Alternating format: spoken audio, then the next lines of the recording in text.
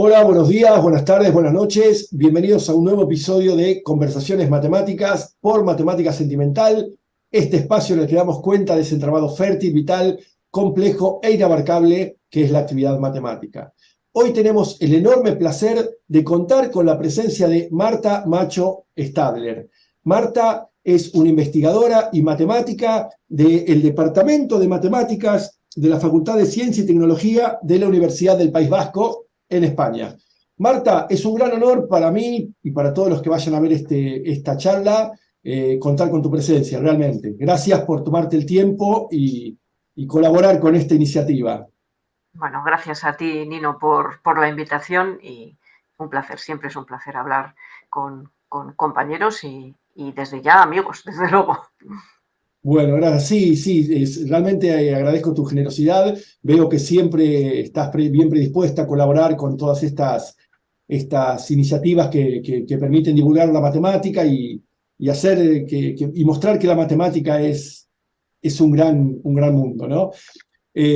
Así que bueno, te lo agradezco mucho.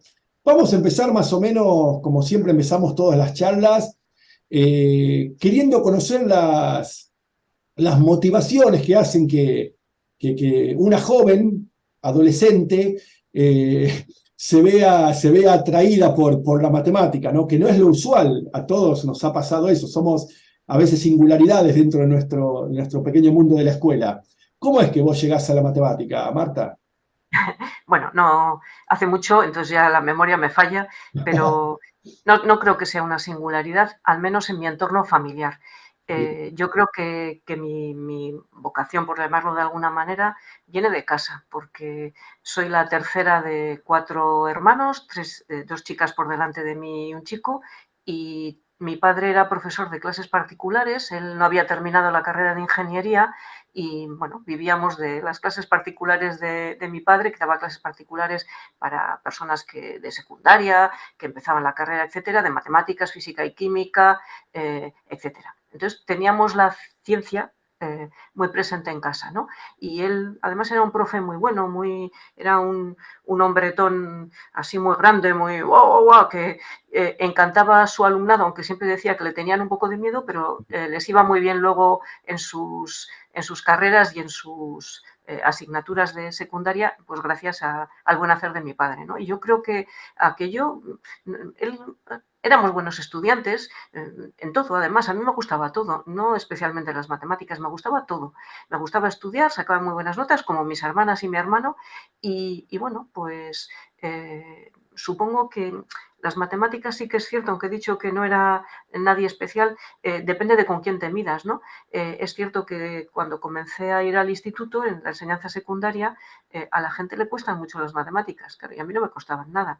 Era un momento además en el que había muchas huelgas en el instituto en el que yo iba, había muchas huelgas de tipo estudiantil, el profesorado también, es decir, una época un poco convulsa, y recuerdo en particular un año en el que no dimos ni una sola clase, yo creo, íbamos de vez en cuando, tal, y mi padre me dijo, bueno, pues las matemáticas, que igual es lo más delicado, te las vas a hacer en casa porque bueno, hay que hacerlas, ¿no? Y era súper divertido. A mí sí me divertía hacer integrales, derivadas, que seguramente, pero a mis hermanas yo creo que también. Y recuerdo que en 2 semanas me hice todos los ejercicios de lo que se supone que había que hacer de aquel libro de matemáticas, no me acuerdo si era de segundo, de tercero, del curso que fuera. Y bueno, se me daban bien, fundamentalmente se me daban bien. Y yo creo que era el ambiente familiar, muy propicio para la ciencia además, y bueno, mi hermana mayor hizo económicas, mi hermana siguiente, Erika, Inés es la mayor, Erika decidió hacer física y a lo mejor la física hubiera sido una buena opción para mí, pero de eso que dices, va, si Erika ha cogido física, pues yo me dedico a las matemáticas. Y mi hermano luego hizo una ingeniería, es decir, dentro de mi entorno familiar, bueno, era lo que vivíamos, ¿no? Y además yo pertenezco a una generación en la que pues nuestros padres dedicaban todo a nuestra educación. Entonces éramos buenos alumnos, trabajábamos mucho y sabíamos que teníamos que devolverle aquello, a devolverles a través del estudio, ¿no? Y de la responsabilidad por lo que nos tocaba hacer a nosotras y a mi hermano, bueno, devolver a nuestros padres el esfuerzo enorme que hacían y, bueno, pudimos en muchas ocasiones estudiar gracias a las becas que teníamos por tener buenas notas. Si no, a lo mejor no hubiéramos podido hacer los 4 una carrera, ¿no? Pero para mí viene de casa todo. Claro, dos cositas que te quería preguntar al respecto. Juan Matías Sepulcre, matemático de Alicante, me contó, bueno, que la nota de la escuela secundaria, del instituto, y después hay un examen, ¿no? Para ingresar Sí. a la universidad. ¿También cuando vos ingresaste era así?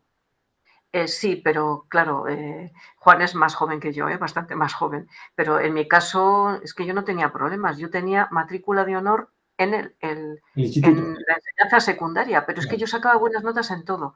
claro. Con lo cual yo no tenía ninguna dificultad. En aquel momento no había números clausus. Es decir, ahora en España, para entrar en la carrera de matemáticas, hay un cierto, por ejemplo, en nuestra universidad, yo creo que pasa en toda España, pero hay, creo que son 85 plazas o 87, 90, y claro, tienes que competir para poder entrar. Entran las personas que tienen las mejores notas, con lo cual, si no eres un alumno que tiene una buena nota en el bachiller y saca una buena nota en ese examen como de reválida, pues a lo mejor no puedes hacer esta carrera, ¿no? Carreras que necesitan una nota muy buena son pues medicina, matemáticas, algunas ingenierías y, por ejemplo, las carreras vinculadas a la biología, que hay mucha gente que las quiere estudiar.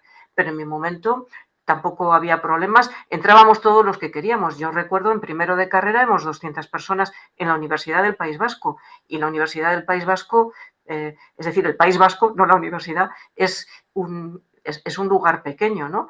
Entrábamos mucha gente. Yo creo que con vocación docente, casi todo el mundo que hacía matemáticas, pero y con amor por las matemáticas, por supuesto. Si quieres ser profe y odias las matemáticas, puedes hacer otra carrera que te permita ser profe, ¿no? Pero no teníamos problemas de nota y en particular yo no lo tenía. Yo iba con un 10 de la secundaria y una buena nota en el examen de selectividad, se llamaba en ese momento. O sea, yo no tenía ningún problema. Claro. Mencionaste un término que no conocía, número clausus, dijiste. Clausus, sí. Eso, para entrar en la carrera de matemáticas, habiendo 85 plazas, hay que tener como mínimo, hacen un cálculo, hay que tener de nota media tal, como mínimo. Y los que están por debajo ya no pueden entrar. Eh, Y se eh, llena, ¿eh? Y se queda claro, gente fuera, que quiere claro. hacer la carrera ahora. Y eso que con el correr de los años se estableció ese número, esa restricción, ante una mayor cantidad de gente que quería llegar. ¿Cómo fue? Bueno, ha habido un poco de todo, ¿no? En mi época, como te he comentado, éramos 200 personas en primero de carrera, que está muy bien. Ya no hay 200, ahora el número tope son esos 80, estos 90 aproximadamente. No sé si alcanzaríamos 200 personas haciendo la carrera si se dejara que cualquiera que lo desee entre, lo dudo. Claro, Pero es cierto que a lo mejor yo pertenecía a una generación en la que la gente ya empezó a estudiar porque su familia, bueno, nos empujaba o nos animaba a estudiar para mejorar, ¿no? Querían que fuéramos lo que ellos no pudieron ser. En el caso de mi madre, porque las mujeres no podían en muchas ocasiones estudiar. En la generación de mi padre eran 3 hermanos, 2 hermanas y él, y sus hermanas no estudiaron porque estudió él, porque es decir, había para que estudiara uno y era el hombre. Mi hermano era el hijo más pequeño. Bueno, es profundamente injusto, ¿no? Él, de hecho, eso lo vivía muy mal, le pareció una situación muy injusta. En nuestro caso, pues bueno, era un poco distinto, ¿no? Pero yo creo que hubo un boom de estudiantes en las universidades españolas y en particular en la Universidad del País Vasco, luego empezó a descender pues con diversas crisis y descensos de natalidad, luego pues bueno, las carreras se fueron reubicando. Hubo un momento, de hecho, no recuerdo si fue hacia el año, pues yo qué sé, 1990 o 90 y pico, en el que la carrera de matemáticas en todas las universidades del Estado, en España, tenían una crisis de estudiantes terrible, que yo creo que coincidió con un momento en el que, como la mayoría de las personas que estudiábamos la carrera de matemáticas íbamos a la enseñanza, a la secundaria o a la universitaria, fundamentalmente a secundaria, y la secundaria estaba muy saturada de profesorado, es decir, no iban a salir ninguna plaza, pues mucha de esa gente que estudiaba matemáticas se decantó por otras carreras, ¿no? Y luego, bueno, empezó a subir la demanda de la carrera al empezar las empresas a requerir, como ha pasado en todo el mundo, personas egresadas en matemáticas que tienen, bueno, unas capacidades, no digo ni especiales ni maravillosas, sino diferentes a las que puede tener una persona que estudia una ingeniería, que es generalista, y bueno, pues en muchas empresas pues querían personas muy modelo americano, ¿no? Americano del norte, me refiero, estadounidense, tener personas especialistas en un tema muy cerrado, ¿no? Entonces querían matemáticos y matemáticas, físicos y físicas bueno, que complementaban a esos ingenieros, que podían unir todas aquellas disciplinas, pues porque tenían una formación más generalista, ¿no? Y yo creo que en ese momento, cuando los matemáticos empezamos a ser demandados porque, bueno, sabían modelizar, pensaban las cosas de una manera distinta, le tenías que decir cómo tenía que... el problema que yo tengo es este, a ver si eres capaz de entender lo esencial es esto, hazme un programa o un algoritmo o un modelo matemático para intentar solucionar esto, pues en ese momento muchos chicos y chicas que igual se decantaban por una ingeniería o por otro tipo de carreras, encontraron allí un lugar para bueno, poder estudiar y encontrar un buen puesto de trabajo, porque esa es la realidad, ¿no? Por eso está tan demandada la carrera de matemáticas. Sí, y contaba Juan Matías que muchas veces no terminan por ir la carrera, ¿no? Porque como enseguida son reclutados por las empresas, que eso quizás podía ser un problema, ¿no? No sé cómo lo ves vos. Sí, de hecho ahora hay un problema grande aquí, en el País Vasco en particular, pero creo que es a nivel estatal. Se están empezando a jubilar ese profesorado de enseñanza secundaria, incluso el universitario, bueno, que hacía que allí no hubiera plazas, y se está empezando a jubilar y no hay reemplazo, porque muchas de las personas que hacen la carrera de matemáticas no quieren dedicarse a la docencia. Bueno, porque es cierto que a pesar de esa creencia de que se trabaja poco, yo creo que no es cierto, pero quizás, digamos, el dinero que puedas ganar a lo largo de una carrera con la evolución personal, bueno, es hasta X, y para las personas que solo se mueven por el dinero, pues, bueno, no quiero ser injusta, cada uno se mueve por lo que quiera con tal de que haga bien su trabajo, pues para las personas que desean progresar y ganar mucho dinero, pues a lo mejor la actividad docente no es la mejor del mundo, ¿no? Entonces, ahora hay una crisis de profesorado de matemáticas incluso en la universidad, ¿no? En la universidad la motivación es un poco distinta, ¿no? Para llegar a estabilizarte en la universidad, pues necesitas muchos años, un esfuerzo enorme, yo creo, en investigación, se exige mucho para estabilizar la carrera de una persona y mucha gente cree que, bueno, que no le compensa, porque prefiere quizás un trabajo en una empresa en donde las posibilidades de evolucionar rápidamente y de tener un puesto de liderazgo es muchísimo más rápido. Claro, claro. Sí, eso en Argentina, en algunos departamentos de matemáticas está sucediendo algo similar. La oferta de las empresas, la oferta económica de las empresas es mucho más atractiva que un sueldo de profesor universitario porque en una empresa hasta vos podés arreglar cuál va a ser tu sueldo. En cambio, en el ambiente universitario hay un tope salarial, o sea, Hombre, están los complementos, ¿no? Pues si publicas mucho te dan un plus, etcétera, etcétera, pero es cierto que la diferencia entre el puesto más bajo y la persona más importante, pues no es enorme, ¿no?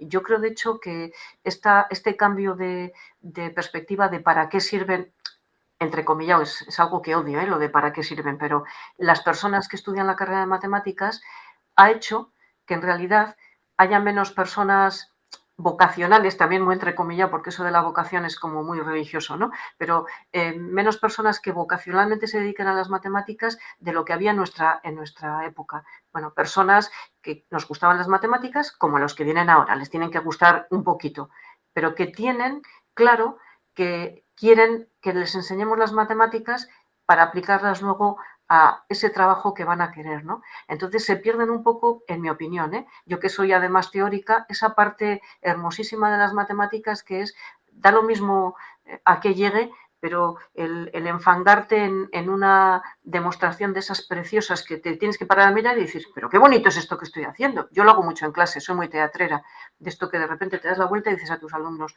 y alumnas, pero os fijáis qué bonito es esto, jolín, esto que os estoy contando, qué truco más bonito, ¿no? Y viene de aquí y tal, y tiene que ver con tal. Esa parte yo creo que no la sienten de la misma manera que a lo mejor, bueno, no digo que todos mis compañeros y compañeras, pero que la sentíamos en nuestro momento, y eso es una pena. Eso para mí es una pena. Yo cuando elegí, lo he contado en algunas otras conversaciones, yo elegí matemática porque quería pensar problemas de matemática. No, nunca tuve, nunca fue un objetivo pensar de qué iba a trabajar. La cuestión económica, digo, supongo que si estudio matemática voy a conseguir algún trabajo, o sea, no era algo que me preocupara ni me quitara el sueño. Yo quería hacer problemas de matemática, aprender matemática. Y bueno, me identifico un poco con esto que decís, ¿no? No tenía claro de qué iba a vivir. Me recuerdo a mis 19, 20 años que algún colega, algún amigo así, ¿y de qué vas a trabajar? Porque claro, mi sueldo en ese momento era poquito, eran mis cargos de ayudante, de asistente docente, ¿no? No ganaba mucha plata, y con eso vas a mantener una familia, recuerdo que alguna vez me dijeron. Y mi respuesta era, bueno, supongo que si sigo estudiando voy a poder progresar. O sea, eh, alguna vez dije, che, ¿estaré equivocado en esto de seguir estudiando matemática? No, no, sigo. No, en mi caso es un poco lo mismo. Bueno, yo siempre he tenido vocación docente porque mi padre era profe, pero lo que te he contado no te he contado todo. Mi hermana mayor, la economista, es profesora de universidad también, en la Universidad Autónoma de Barcelona. Y mi hermana, la física, es profesora también de la Universidad del País Vasco. Es decir, yo creo que de mi padre en particular, bueno, de mi madre heredamos eh, la capacidad de trabajo impresionante y su maravillosa inteligencia, pero de mi padre, que era docente, docente de asignaturas de ciencia, heredamos el gusto por la ciencia y el gusto por la docencia. Y somos, no tengo abuelas ya porque soy ya muy mayor, pero de verdad somos buenos docentes porque nos preocupamos, bueno, por el alumnado que tenemos delante, ¿no? Y yo tenía la docencia un poco como reto de futuro, ¿no? Pensaba que podía hacerlo, pero no me importaba tampoco el dinero, porque en el fondo nosotros éramos muy humildes y cualquier dinero, yo me acuerdo el primer sueldo que gané, que trabajaba a tiempo parcial, ahorraba. Y ahora digo, pero qué desgraciada era. Sí, sí, pero porque tampoco teníamos ni muchas necesidades, ni, bueno, ya está, una vida muy sencilla y en la que si ganabas un poco de dinero para ayudar en casa, ya era bastante, ¿no? Claro. Mirá, yo hace un rato, en estos días que estaba preparando la charla con vos, te busqué en Math Scientology, viste, en la base Uh de -huh. datos. Y encontré a Inés Macho Stadler. Debe ser tu Sí. hermana, entonces también. Mi hermana la economista, mi hermana la Claro, pero economista. recuerdo, digo, pensaba, pero Marta tendría como segundo nombre Inés, porque el título de la tesis de doctorado era sobre el riesgo moral, algo así. Digo, esto me parece que con topología, no, bueno, bien. Mi hermana, sí, sí. Y mi otra hermana, Erika, es física y doctora en física también. Claro, pero ella no estaba en Math Genealogy, por eso. Dos cosas que voy anotando a partir de lo que decís. Comparto completamente, me gustó que usaste la palabra teatrera para describirte como tu docencia teatrera. Y yo comparto, me parece que es una puesta en escena a veces cuando uno da clases, ¿no? Hay un guión que será el teorema que tenés que enseñar o la clase que tenés pautada, pero ese guión al mismo tiempo admite improvisaciones y con el mismo guión no dos docentes lo actúan de la misma manera, ¿no? Así que... Ni todos los docentes, ni cada docente con un grupo distinto. claro. Es que si no eres un mal docente, en mi opinión, a veces yo enseño fundamentalmente asignaturas de topología, pero bueno, también doy clases de matemáticas generales, lo que me toque. Pero, claro, llevo muchísimos años dando clase de topología. Y hay gente que dice, pero no te aburres. Digo, no, no me aburro, porque cada clase es diferente. Bueno, además que me encanta, y me encanta contar. Pero claro, estás... bueno, yo miro a las personas que tengo delante y a las que les estoy contando cosas. Y bueno, pues dependiendo de si alguien tuerce el morro o si pone cara rara o lo que sea, allí tienes el motivo, el lugar y el hueco para contar algo. O alguien te hace una pregunta que dices, madre mía, todos los años que llevo no me habían preguntado nadie eso. O que te hace reflexionar o pensar o acceder de una determinada manera o de una manera distinta a la que has accedido a un concepto, ¿no? Porque las claves cambian también para ellos. Me ha pasado, bueno, no sé si te pasa a ti, pero a mí de hacer un chiste y de repente no se ríen. Y tú dices, bueno, esto ya es generacional. Y yo les digo, esto era un chiste. Entonces alguien así un poco pelota igual hace jiji. Digo, no, no te rías, porque no os ha hecho gracia. Eso significa que tengo que cambiar el repertorio de chistes, Sí. porque estos ya no os llegan, porque no sabéis de qué estoy hablando, ¿no? Y eso es evolucionar también para tu docencia. Es decir, la clase está viva. Yo creo que es un ecosistema. El profe también evoluciona, cada profe es diferente y cada grupo que tienes es diferente también. Y no todo es igual, aunque los teoremas, bueno, yo siempre los cuento igual, ¿no? Pero bueno, pero con sus complementos, ¿no? Que ayudan a que sea más divertido. Sí, estoy completamente de acuerdo. De hecho, bueno, vos también como yo empecé a los 21 años a dar clases en la facultad de ayudante, y bueno, tenía pelo largo, muy flaco, y llegaba y era como los estudiantes, ¿no? Mis estudiantes de 18, 19 años, y recuerdo que enseguida la conexión, y también recuerdo que en algún momento, a medida que fueron pasando los años, cerca de los 30 y pico, 40, ya empecé a percibir distancia con los estudiantes, ¿no? Y sentía esto como decir, che, estoy perdiendo el touch, decía, estoy perdiendo esta buena onda. En los últimos años creo que porque, bueno, esta cosa payasesca yo creo que también la tengo, esta cosa teatrera, y en los últimos años creo que me ayudó el hecho que estoy teniendo hijos adolescentes. Entonces, eso me permitió volver a conectarme los veo como mis hijos, a los estudiantes. Claro, yo casi como mis nietos, si me pongo. Pero, no, pero además yo creo que siempre comento que para mí la docencia me ha ayudado a adaptarme, es decir, soy una señora de 60 años, pero que a lo mejor no tiene la mentalidad de una señora de 60 años que ha tenido otro tipo de trabajo. Porque si quieres adaptarte un poco a las personas con las que trabajas, que son nuestros alumnos y alumnas finalmente, tienes que esforzarte un poco, ¿no? Y eso yo no digo que me gustan las cosas que les gustan a ellos y a ellas, no me Claro. refiero a eso, pero te adaptas, ¿no? Y bueno, pues yo diría que en este momento es cuando más empatía noto con mi alumnado, fíjate, más que cuando empezaba, que estás un poco a la defensiva, ¿no? Yo empecé con 23 a dar clase y estás un poco a la defensiva porque no sabes lo suficiente, lo sabes, que no sabes lo suficiente, que te están, no con maldad, pero te puede hacer una pregunta que no la tienes clara, porque no tienes clara, o sea, para responder a una pregunta deprisa tienes que tener claras muchas cosas, ¿no? Del entorno, aunque no tengan nada que ver. Y bueno, pues ahora esa parte no me preocupa y bueno, pues yo me encuentro muy bien con ellos y la empatía, aunque los chistes no los entiendan, pues bueno, eso ya son daños colaterales, pero la empatía existe, ¿no? Bueno, de hecho, en una época, varios colegas me lo están diciendo de mi edad, yo tengo 53. En una época las referencias a los Simpsons eran geniales. Tenías una referencia a los Simpsons para cada hecho. Y hoy por hoy ya los chicos ya no están tan atentos a esas referencias de los Simpsons. Ya quedaron... a Pues mí yo estas ni las he contado. Mira, para mí Los Simpson no ha sido una referencia tampoco. bueno, Mayor. por mayor yo. Claro, claro, para varios de nosotros sí.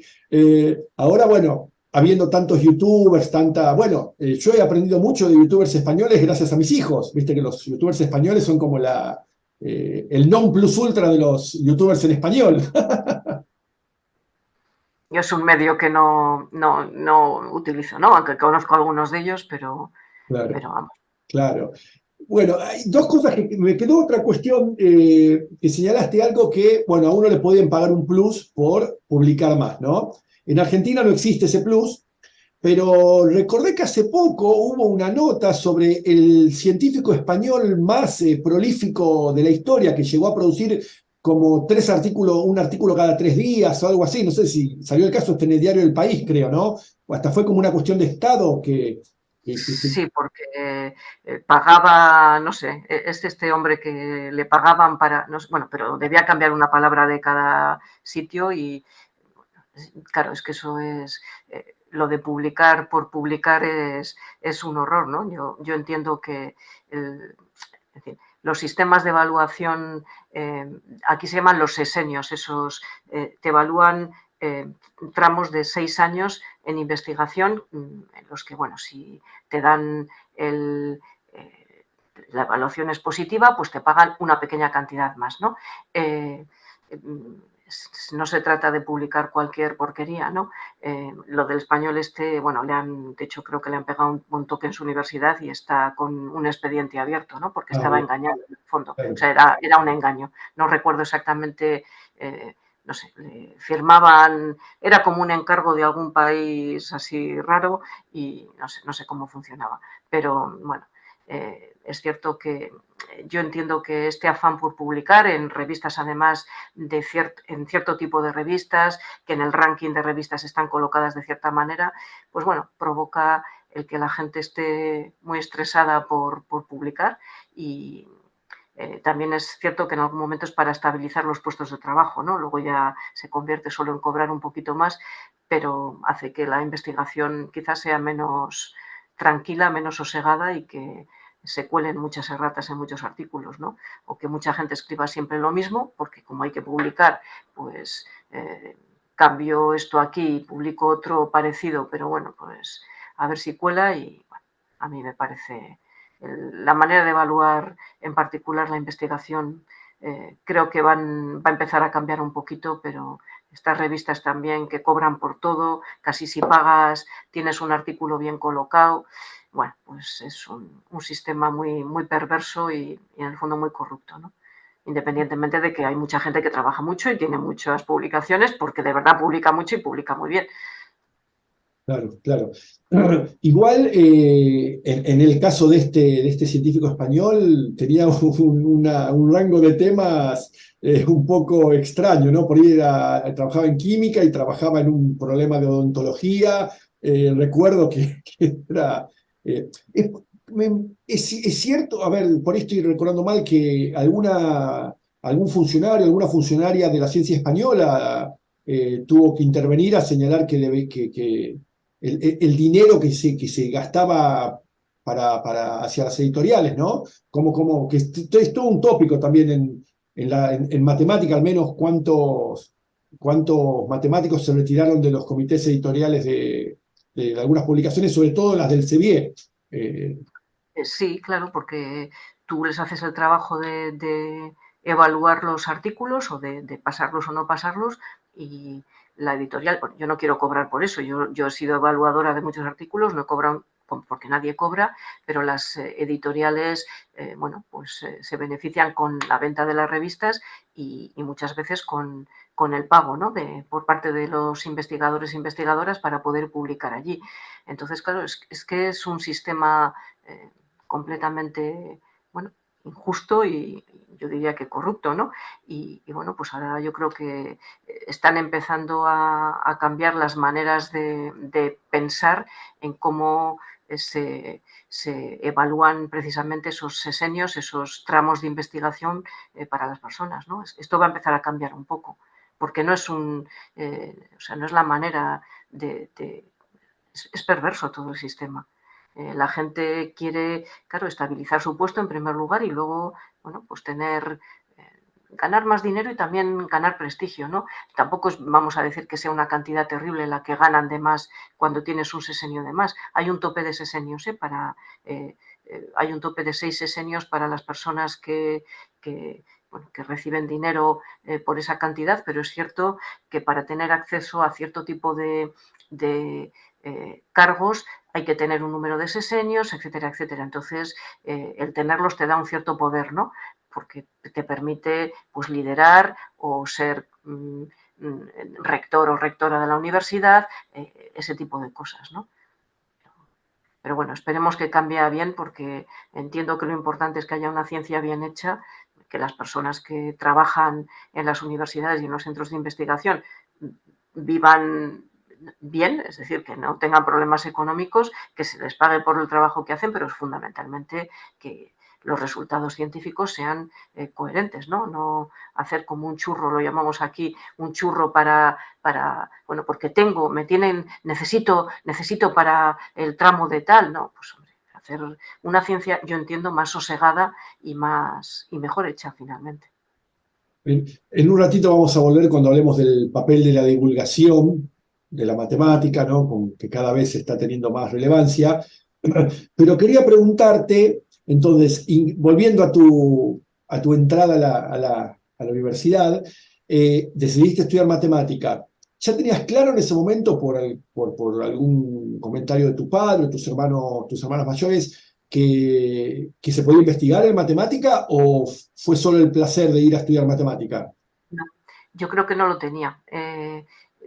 Mis hermanas no nos llevamos mucho, con lo cual, mientras estábamos estudiando las tres a la vez prácticamente y mi hermano casi entró después, no lo sabía seguramente. No tengo el recuerdo, porque tampoco seguramente yo pensaba que iba a acabar como docente universitaria y tampoco sabíamos las reglas del juego de qué significa ser docente universitario, ¿no? Aquí en España, si quieres ser docente, en la universidad tienes que hacer una tesis doctoral y si no, no puedes. Es cierto que en mi época yo entré en la universidad recién licenciada. Ahora no pueden entrar recién licenciados. Ahora para entrar como profesora o profesora de universidad hay que ser doctor, hay que tener ya la tesis realizada y bueno, el sistema es completamente distinto, pero nosotros éramos unas personas recién egresadas bueno, que nos poníamos a trabajar por necesidades docentes de la universidad y Claro. teníamos que hacer la tesis al mismo tiempo, ¿no? Pero no, yo creo que no lo sabía. Y bueno, pero luego fue algo que, bueno, o sea, si te quieres quedar tienes que hacerlo y sencillamente pues hubo que hacerlo. No, el placer de la investigación yo no lo tuve durante mi época de tesis, fue una época muy dura en la que no estuve muy contenta por diversos motivos. La hice en Francia yo la tesis, en un equipo muy competitivo, no me gustaba la manera de trabajar, pero para mí la investigación la entiendo también en sentido amplio, ¿no? Para mí investigar también es intentar resolver un ejercicio en el aula con las herramientas que tienes o trabajar con una persona, con un alumno o alumna para que hagan un trabajo o con un colega, para hacer algo que no tiene por qué ser el top de la investigación en matemáticas, ¿no? Yo lo pienso en sentido amplio. ¿Por qué decidiste ir a hacer el doctorado en Francia? ¿Cómo era en ese momento, me imagino, principios de los 80, entonces, la situación de la investigación matemática en la Universidad del País Vasco?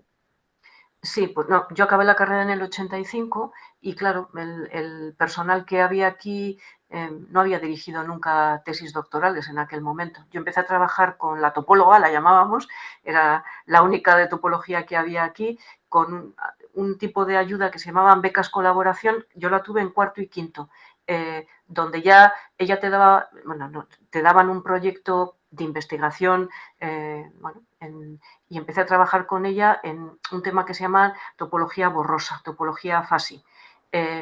Y era un tema que en aquel momento, es decir, naturalmente yo hubiera hecho la tesis doctoral con esta mujer, con María Ángeles de Prada Vicente se llama, pero era un tema que no estaba muy bien considerado en aquel momento y surgió la oportunidad de ir a hacer la tesis a Francia porque un profesor, Gilbert Hector, que en ese momento estaba en la Universidad de Lyon, quería alumnado para realizar tesis doctorales. Y en aquel momento en Francia, que estaban más avanzados que nosotros, las personas que hacían matemáticas no querían quedarse en la universidad y hacer tesis, querían ir a la empresa.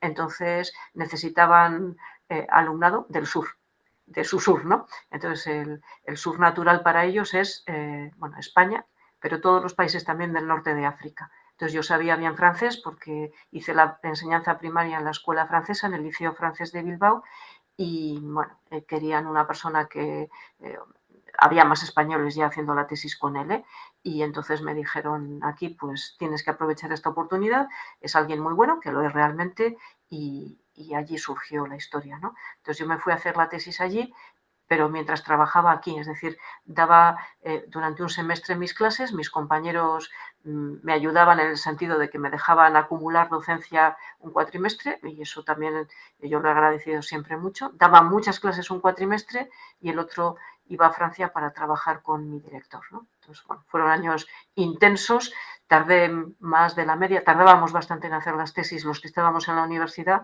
porque, bueno, no estabas de continuo, ¿no? Claro. Trabajando y pensando, sino que había un momento muy intenso de clases y luego un momento muy intenso de investigación, ¿no?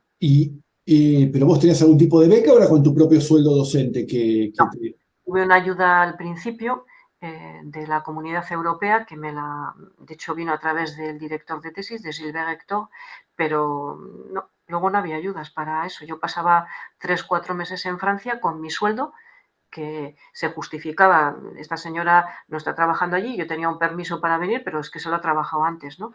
Y bueno, pues con poco dinero, pero a la larga, como iba muchas veces allí, al final acabé viviendo con una familia francesa allí, que un año se fue a Canadá y son profesores de la Universidad de Lyon, dejaban a su hijo que tenía unos 18, 19 años solo en casa, ellos vivían en una casa de campo, y a mí y a otra compañera española que estaba haciendo la tesis también con Héctor, nos pidieron, os queréis que, bueno, os dejamos sin, no tenéis que pagar nada por vivir allí, pero queremos que nuestro hijo esté acompañado, ¿no? Claro. Y yo, bueno, hice muy buena amistad con el chaval, era majísimo, la otra compañera no, pero a partir de entonces la familia me dijo, tú eres de la familia, y entonces yo cuando estaba allí iba a vivir con ellos, y eso me permitió pues poder vivir con menos apuros, ¿no? Pero bueno, era poco dinero en un momento en el que tampoco había muchas becas, yo creo. Claro. Eh, Nunca no, o sea, acá en Argentina por ahí es natural que uno tenga un doctorado trabajando al mismo tiempo, pero este caso tuyo nunca lo había escuchado. O sea, sí había escuchado que alguien acumule su carga docente en un cuatrimestre y después el semestre siguiente se va a otro lugar a trabajar, pero hacer el doctorado de esa manera es un poco más difícil, bastante más difícil, porque no te Sí, permite estar pensando noche no, y día en tu no, tesis. pero no era la única persona que hizo eso, ¿eh? Lo Mira, hacíamos varias personas. Claro, todos los que éramos, no podíamos dejar nuestro puesto en la universidad, porque aunque en aquel momento había bastante trabajo, al fin y al cabo veníamos de familias humildes, que claro, no puedes decir dejo el trabajo y me voy a hacer la tesis, si no, no lo hubiera hecho seguramente, o hubiera ido a la enseñanza secundaria, pero muchas personas que estábamos como en mi situación y teníamos que salir al extranjero para hacer tesis, pues lo hacíamos de esa manera, ¿no? Y bueno, pues lo hicimos, tampoco claro. era largo, era quizá una manera poco eficaz de hacerlo, pero era la manera en la que podíamos hacerlo, y bueno, pues la acabamos. Claro. Ahora la situación en la Universidad del País Vasco, me imagino que es diferente, ¿no? Hay mucho más investigadores, hay posibilidad, vos de hecho dirigiste algunas tesis de doctorado. Sí, yo he dirigido tesis a personas que no estaban en mi situación, me refiero que tenían beca y hacían la tesis, y bueno, de vez en cuando igual les dejabas dar alguna clase, ¿no? Para unas clases de prácticas y tal, pero no, ahora hay muchísimo, claro, es que todo el mundo es doctor. En la época en la que yo estaba en la universidad, en la que yo empecé, el porcentaje de doctores docentes era muy bajo, eran pues los mayores, ¿no? Y el resto entrabas allí porque la universidad necesitaba gente que diera las clases. Bueno, son momentos de transición, yo creo, ¿no? Y ahora ya la situación es completamente distinta. Como te he comentado, es que ahora yo diría que el 99% de las personas que están en la universidad somos doctores y doctoras, porque nadie entra nuevo sin ser doctor, nadie, no puede entrar. Entonces, claro, es gente mucho mejor formada. La formación que teníamos nosotros era, yo recuerdo cuando el primer año que di clase, me tocó dar el análisis funcional de cuarto. Bueno, a mí me hicieron una pequeña faena. Y como digo yo estaba en sexto, la carrera era de 5 años, yo acababa de terminarla y di clase en cuarto.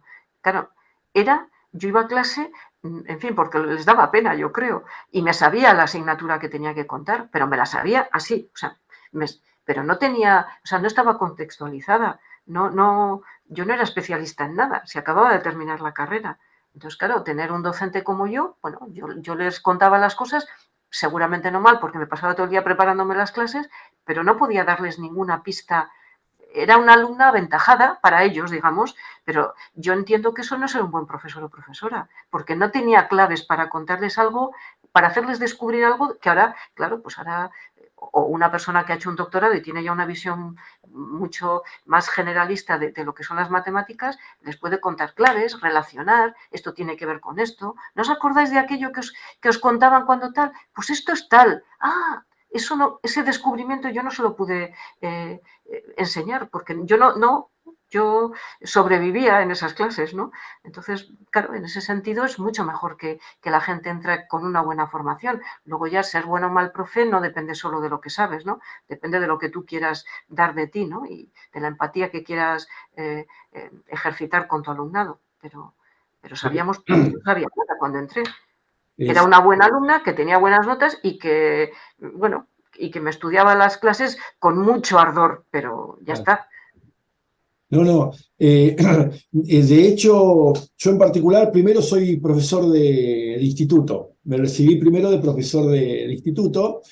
Y bueno, sí, me pongo a pensar, si no hubiera seguido haciendo mi licenciatura y mi doctorado, yo era simpático dando clases teatreras, como decís vos, creo que me vinculaba bien, pero aún para enseñar en el instituto, a la distancia veo, sabía muy poca matemática, no podía hacer estas vinculaciones a las que estás aludiendo.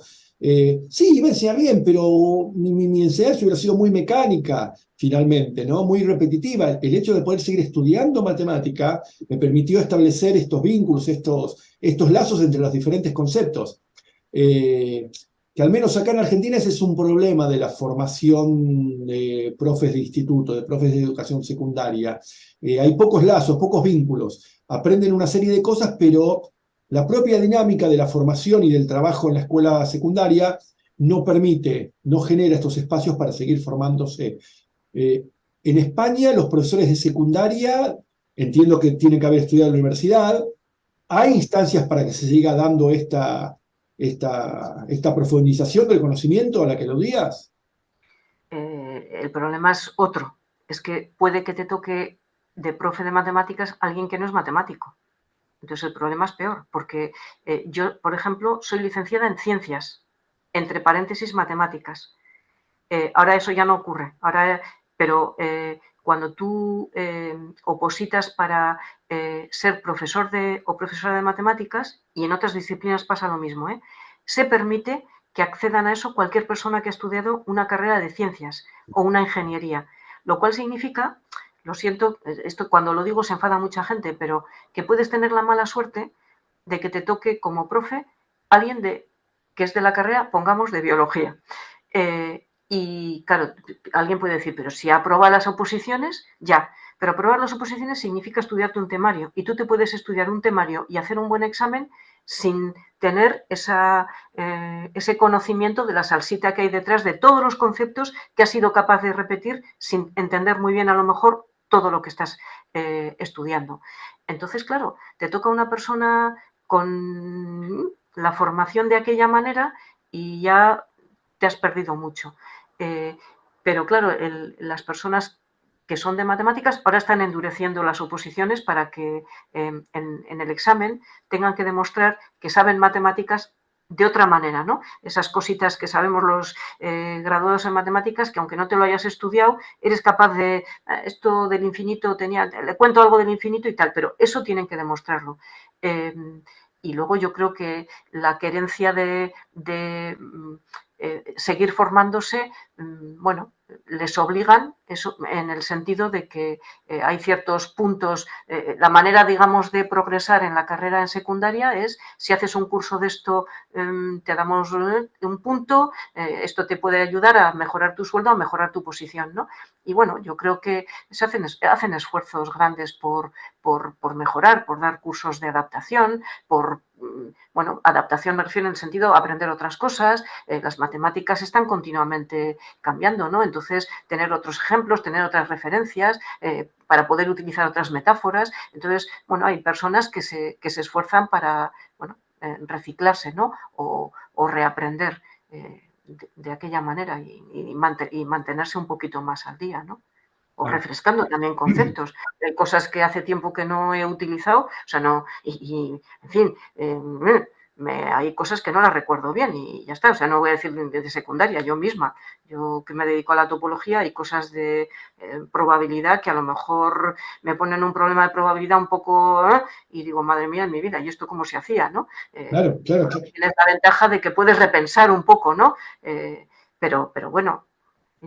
No, pero y también estoy de acuerdo con esto que decías de que aún siendo doctor en matemática, investigando, llega un punto en que si yo tuviera que dar, por decir algo, un curso de ecuaciones en derivadas parciales, eh, me falta, sí, puedo repetir un libro, voy a agarrar un buen libro, voy a tratar de demostrar los teoremas, pero me va a faltar esa sensibilidad propia del que investigó, del que pensó, del que reflexionó sobre ese tema, ¿no? Eso también nos pasa a nosotros.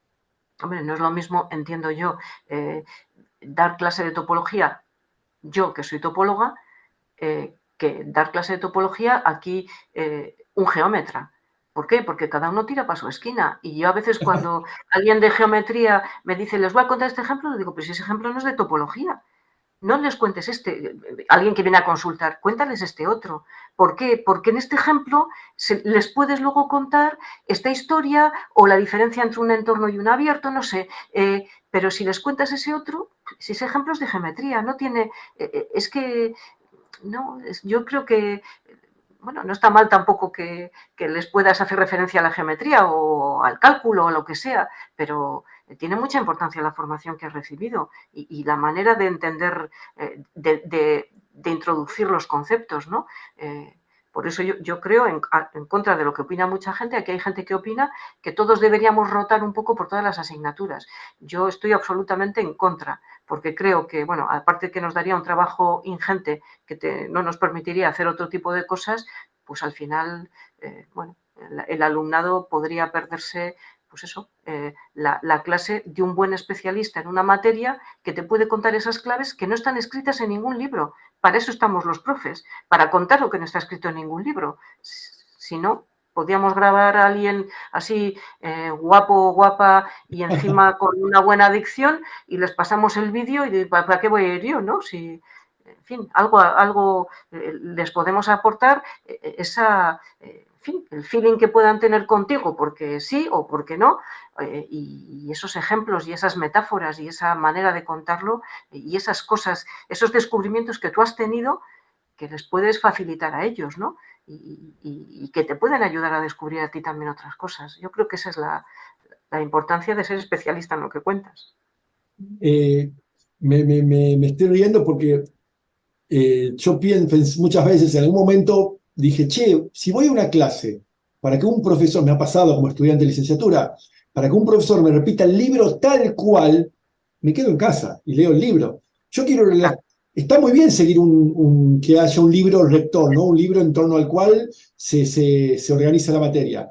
Pero voy a la clase y espero esto, que el tipo, si encima es especialista en ese tema, investiga en ese tema, no me repitas teorema, demostración, tal cual el libro. Dame algo más, ¿no? Por algo voy a la clase. Pero bueno, sí, eso estoy. Y yo trato de decirle a los estudiantes, yo voy aprendo de un libro, pero trato de contarles lo que yo pensé.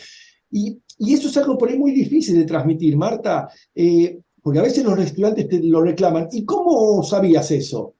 y qué sé yo, lo pensé. O sea, es muy difícil que los estudiantes a veces se convenzan de que hay cosas que no les podemos contar, porque si no sería infinito, no le podés contar 30 años de estudiar matemática, ¿no? Ujú. Hay cierto conocimiento que surge de la propia reflexión. A Claro. veces nos asusta a algunos estudiantes eso, como que se enojan cuando vos decís, a mí me ha pasado de que se enojan, no, pero ¿y cómo voy a descubrirlo? Bueno, no sé.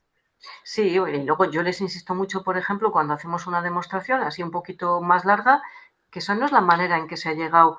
Es decir, la demostración no se le ocurrió a alguien y decir, puede hacer esto, esto y esto, no, que se prueba, pues eso, por analogía, aquí hicimos así, yo creo que esto tiene que ver con tal, y luego se construye. Es decir, yo les digo muchas veces, esto es la prueba, es decir, el intento 300.000 para que esto sea algo compacto, comprensible y poder transmitirlo con facilidad. Pero todo lo que ha habido por medio, en fin, eso en mi propio descubrimiento y en el descubrimiento de los que me han enseñado a mí eso, ¿no? Allí hay muchas historias. Pero claro, esto es, en clase no podemos, si no estaríamos todo el curso con un teorema. Claro, Eh, y claro. ojalá fuera la manera de aprender, pero es que no tenemos tiempo, ¿no? Sí, es así, estoy completamente de acuerdo. Eh, Bien, en términos de investigación, entonces, vos fuiste a Lyon. Nunca estuve en Lyon, linda ciudad, ¿no? Pero tengo amigos que han estado ahí. Eh, yo leía Asterix, no sé si vos has leído Asterix. Recuerdo que están en Lugdunum. Lugdunum era el nombre latino, creo, de Lyon. No recuerdo en cuál historia de Asterix están ahí en Lugdunum, Lyon. Pero bueno, vos tenías claro que ibas a volver al País Vasco, ibas a volver a tu ciudad, o en algún momento barajaste quedarte ir hacia, emigrar, ir hacia otro lugar. No, no lo dudé en ningún momento, por motivos familiares y porque tampoco mi experiencia en Lyon no fue muy buena. Eh, Habías dicho algo al respecto. ¿El sí, grupo no te... mi no momento de tesis no fue muy agradable. En Lyon yo fui a la Universidad Claude Bernard, que es una universidad normal, pero en Lyon hay una escuela normal. Las escuelas normales en Francia son de la élite, son gente muy, muy buena a la que le pagan por estudiar. Les pagan muy bien. Y eso significaba que el nivel, digamos, competitivo había muchísimos estudiantes de doctorado. Yo era de las pocas mujeres que había allí, fundamentalmente eran chicos, y había unos seminarios en los que entre estudiantes y profesores, de esos seminarios para mí eran brutales, en los que, bueno, en Francia son muy activos, te preguntan mucho y tal, pero llegaba un momento en que las interrupciones eran sencillamente para que el pope de turno te viera. O sea, no lo entendía, yo no entendía nada. Y luego son muy duros eh, se atacaban de una manera, y yo aquello decía, bueno, yo debo ser de otra galaxia porque no me siento a gusto. Entonces tuve un director con el que no me llevé muy bien tampoco, bueno, por motivos diversos, eran muy exigentes, no se llevaba muy bien con nadie, casi nada, ni con sus compañeros, ni con el profesor que había allí, con lo cual para mí eso no fue una experiencia que yo no. Reconozco que aprendí mucho de mi director, a pesar de que tengo un estilo muy suyo, me transmitió más que conocimientos, a lo mejor una manera de trabajar. Y eso se lo agradezco profundamente, independientemente de que no le aprecio en absoluto como persona, pero se lo agradezco porque me transmitió eso de manera consciente o inconsciente. Y creo que me ayudó a ser una mejor matemática. Pero no fue una experiencia agradable. De hecho, nunca he sido una investigadora, es decir, mi pasión ha sido siempre docente, nunca investigadora. Y en parte yo creo que ese momento, si la había tenido antes, me desapareció investigación de la dura, digo, de la de alto nivel. No, esa experiencia me marcó mucho y me costó mucho hacer la tesis. años pues por esto de ir y venir y porque, bueno, por mis problemas con mi director y por el sistema tan duro que yo me costó encajar allí muchísimo, muchísimo me costó encajar. Me sentía muy sola además porque el resto no yo protestaba mucho, es decir, yo tuve muchas discusiones con mi director porque no me gustaba la manera en que ni me trataba ni trabajábamos, ¿no? Pero bueno, eso aparte. Y entonces, para mí no fue seguramente para nadie la época de la tesis es maravillosa, ¿no? Porque es una época dura en la que hay muchas frustraciones intermedias, hay momentos en el que piensas que no vales, muchos, pero no me gustó esa experiencia. Pero he codirigido tesis, desde luego, yo he seguido investigando con personas, de hecho, con otros alumnos o compañeros míos de tesis, a personas que eran cercanas a nosotros, ¿no? Pero de una manera, bueno, completamente diferente a la dirección que yo recibí. Pero yo no diría que soy una investigadora, ni buena, por supuesto, no soy una buena investigadora, y continué un poco investigando en años posteriores, un poco con la estela de trabajar en el tema que yo estaba formada, y con compañeros míos con los que me llevaba bien y con alumnado bueno de mi universidad y de otras universidades, ¿no? Entonces, pero nunca ha sido un poco algo que lo haya sentido yo con real pasión, la investigación. Me gusta investigar porque trabajo con alguien, pero ese perfil de tengo este reto para resolver y todo, no soy de ese tipo de perfil. Me puedo picar con un ejercicio, no me refiero a eso, y me gusta mucho resolver cosas y tal, pero no a ese nivel, no soy una buena investigadora, digamos, por resumirlo de una manera sencilla. Sí, bueno, te escuchaba hablar sobre tu tesis de doctorado y señalaste algo en general. Yo ya lo he dicho en alguna otra charla. Una tesis de doctorado, a mí me llama la atención cuando alguien pone, uy, agradezco la generosidad. No es un acto de generosidad, es una transacción comercial. Esa es mi visión, ¿eh? Porque las dos partes se llevan algo. Director, una línea más para su currículum de dirección, el tesista, una tesis, y es una relación muy asimétrica, ¿no? En la cual dependes mucho de la psicología del director también, ¿no? Eh, mi esposa es bióloga y su tesis de doctorado la tuvo que padecer también, digo. Nunca lo dije esto, lo cuento acá. Total, mucha gente no va a ver la charla, pero bueno, sí. Yo la pasé dentro de todo bastante bien en mi tesis de doctorado, es uno de los momentos más lindos que recuerdo, pero bueno, por las condiciones, ¿no? Pero es extraño, mucha gente no la pasa bien. El asunto es, ¿hay maneras de intervenir? Bueno, después cuando uno dirige trata de buscar otros modos, pero hay maneras, la comunidad puede contribuir a que ese tiempo que dura una tesis de doctorado sea un poco más accesible. Yo creo que se están poniendo más en discusión esas cuestiones ahora, no sé qué pensás. Sí, yo creo que se habla del tema. De hecho, en mi caso, este hombre había dirigido a muchos españoles y cuando yo volví a mi universidad dije los problemas que estaba teniendo con él. Y de hecho, creo que es la última española que ha dirigido este hombre. Y lo siento, o sea, no, porque yo creo que hay que decir la verdad, la situación como era, y luego, claro, no le echo la culpa toda a él, ni mucho No, menos. está claro. Quizás yo no estaba tampoco preparada para un sistema tan absolutamente competitivo. A mí eso me echó mucho para atrás. Claro, si lo hubiera tenido en España, con todo mi entorno protector apoyando, a lo mejor lo hubiera vivido de manera distinta. Pero a mí nunca me ha gustado la competitividad llevada al límite y aquello era brutal, de verdad, porque había muchas personas que tenían que dejarse ver. Y yo digo, pero aquí que estamos intentando aprender o intentando, no. Entonces, yo eso no lo entendía, no me gusta. Entonces, probablemente fue el entorno. Había gente, bueno, yo tuve la suerte de poder escuchar, discutir matemáticas con gente, con matemáticos muy relevantes que en ese momento la Universidad de Lyon y la Escuela Normal sobre todo invitaban a gente buenísima, pero bueno, no le saqué seguramente el jugo que podía haberle sacado. Y yo era atrevida, porque yo en cuanto, yo le reclamaba a mi jefe, en cuanto a mi director, en cuanto podía, yo quiero ese congreso, porque quiero contar lo que estoy haciendo. O sea, que no era una, que me bloqueé y decía yo no quiero, no, yo era atrevida o sea, intentaba jugar, pero jugar también con mis normas, ¿no? Porque yo no iba a jugar con las normas de ellos. Y lo pasé muy mal en muchos momentos, ¿no? Pero bueno, yo creo que en este momento se habla más de estos temas y entiendo que bueno, pues es cierto que hay que advertir cuando hay alguien que hace malas direcciones o hay gente que es capaz de aguantar o que le gusta ese sistema competitivo y funciona bien, ¿no?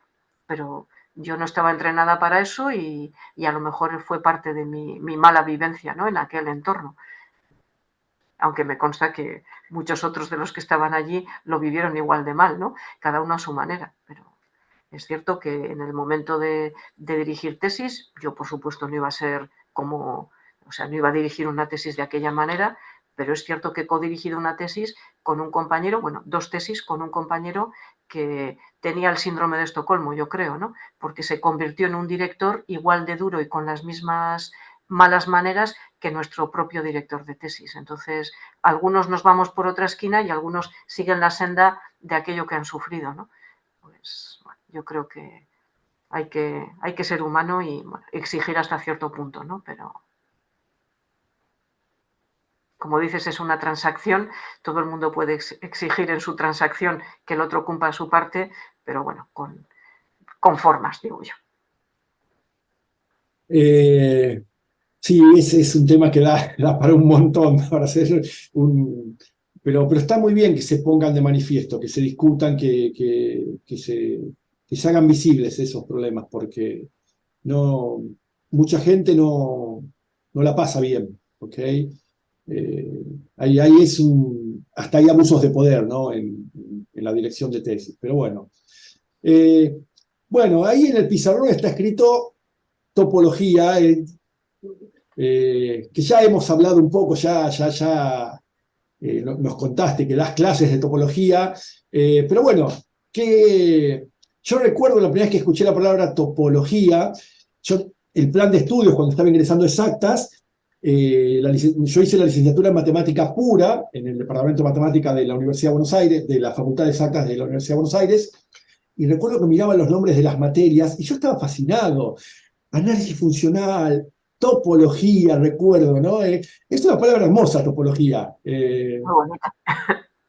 Sí, pues mucha gente, claro, dice, ¿eres tocólogo? No, tocóloga sí, también una vez en un congreso de topología, cuando fuimos a comer, había un cartelito, congreso de tocólogos, y no entrábamos, porque somos así, ¿no? No nos imaginamos que nos habían cambiado la letra, ¿no? Otros te preguntan, ¿pero eso qué es topógrafa? Digo, no, topógrafa no, topóloga y tal.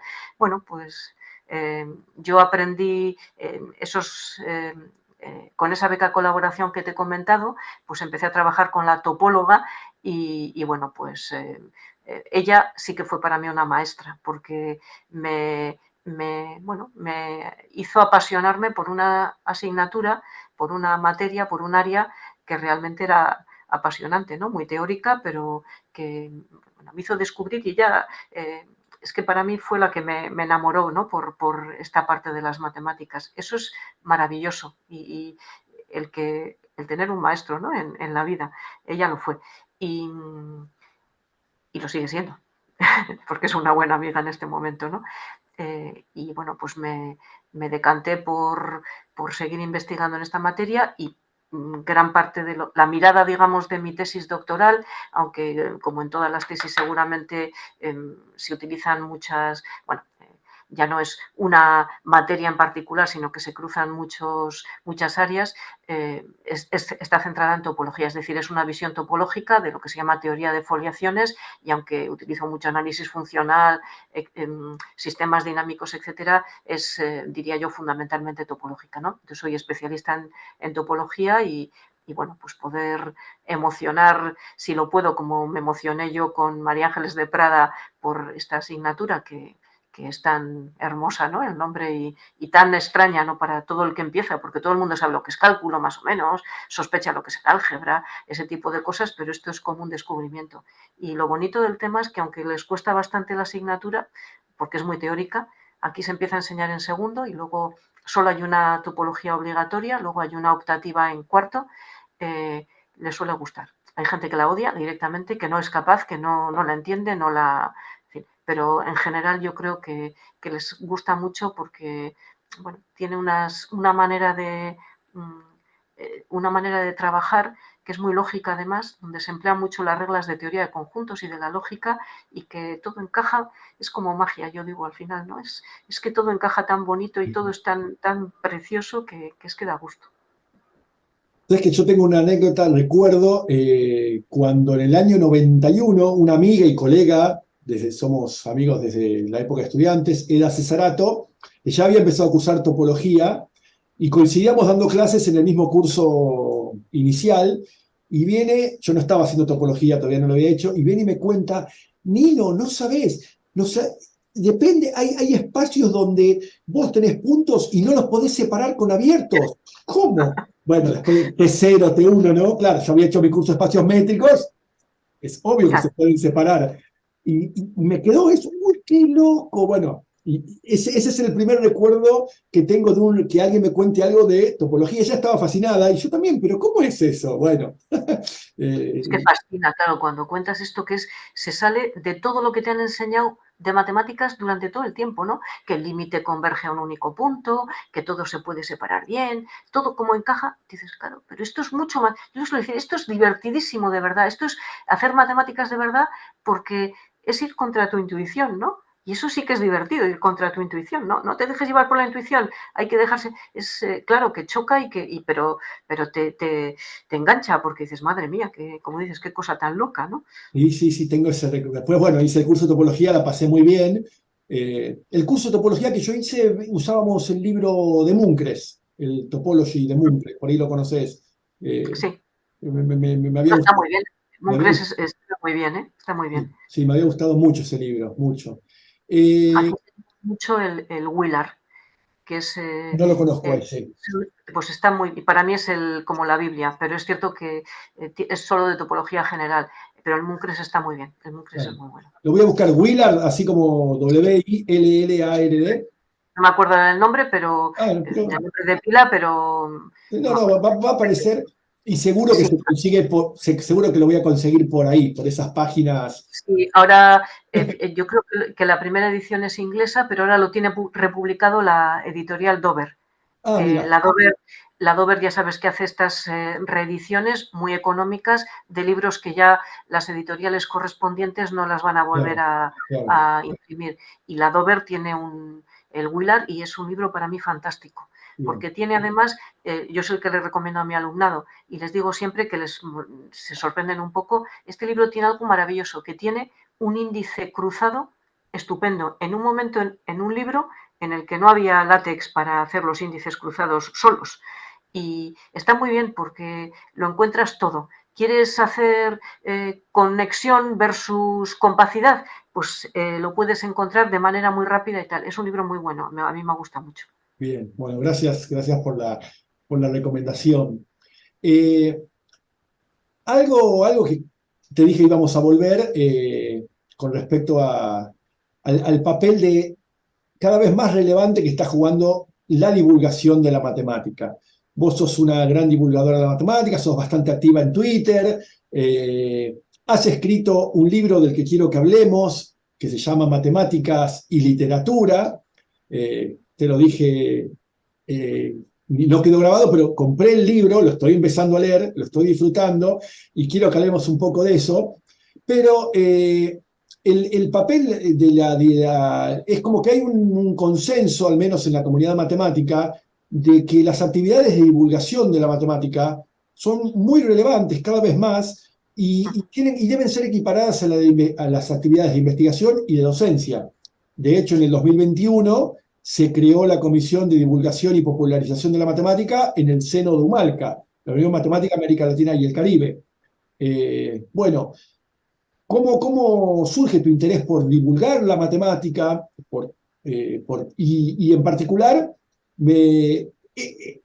¿cómo surge esta inquietud tuya de escribir este libro de matemáticas y literatura, donde vemos pasar a maestros de la literatura, maestros del cuento, y desde el siglo XIX, del siglo XX? Bueno, un poco amplia la pregunta. Sí, bueno, yo empecé a hacer divulgación hace 25 años a lo mejor y ni siquiera fue mérito mío. Había un compañero, Raúl Ibáñez, que también es un divulgador de matemáticas, yo creo que bastante conocido, que compañero, le había dado clase previamente, pero él es geómetra y él tenía interés porque su alumnado de clase de curvas y superficies me parece que era por contarles cosas que no podía contarles, es decir, que no estaban en el currículum de la asignatura, esas cosas que no se les cuenta, pero que, bueno, tener un momento para contarlas. Y entonces organizó un ciclo de conferencias y me dijo, ¿me ayudas a organizarlo y tal? Y puedes contar también en alguna ocasión y tal. Y yo creo que ahí surgió un poco ese afán divulgador, que en el fondo, en mi caso, no tiene mucho mérito porque me gusta dar clase. Y me gusta dar clase, además, de manera proactiva, ¿no? Es decir, me gusta dar clase comunicándome con el que tengo delante. Es que me gusta. Entonces, me gusta hacer divulgación. Yo no podría ser una buena youtuber porque no. Tengo mala memoria, no soy graciosa frente a... O sea, necesito a alguien para ser graciosa, ¿no? No sé cómo decirte. Entonces, bueno, me gusta la divulgación en vivo, me gusta mucho. Y luego, pues claro, empezaron pequeñas actividades en un momento en el que también te voy a decir que a los que empezamos a hacer divulgación decían, va, estos como son, es gente que no se le da muy bien la, la investigación, se dedican a la divulgación, que es como una hermana menor, ¿no? Entonces, dentro de ese ciclo de conferencias, pues empecé a contar cosas, a organizar, a conocer gente a la que también le gustaba la divulgación y bueno, era también un momento que creo que es importante decirlo, en que estaba muy mal visto hacer divulgación, porque casi nos acusaban de que nos dedicábamos a eso porque éramos malos investigadores, ¿no? Bueno, yo no era muy buena Porque no investigadora. publican papers. Eso es, como no tal, pues tienes que justificar el que existes y pedir perdón a la humanidad casi, esto ya lo estoy diciendo medio en broma, pero dedicándote a otra cosa, ¿no? O sea, pasar el rato de otra manera. Fueron tiempos complicados para la divulgación porque lo teníamos que hacer de una manera muy artesanal. Pero bueno, iban entrando, se iban dando cuenta. Yo creo que también el año de las matemáticas, el año 2000, fue un gran impulsor de esa necesidad de que había que contactar con la sociedad para que se dieran cuenta de las matemáticas, que son bellas, importantes, bueno, todas esas historias. Y allí también, bueno, pues me empezaron a pedir, como tengo mucho contacto con Francia, pues que tradujera unos carteles que habían creado en Francia por el año mundial.